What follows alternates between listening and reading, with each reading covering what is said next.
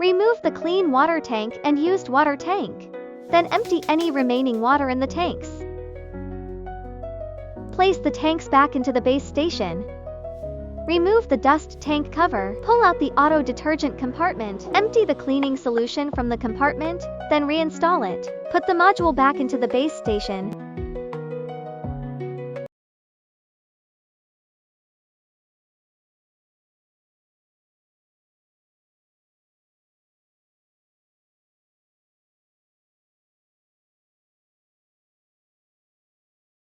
Remove the robot from the base station. Detach the ramp extension plate.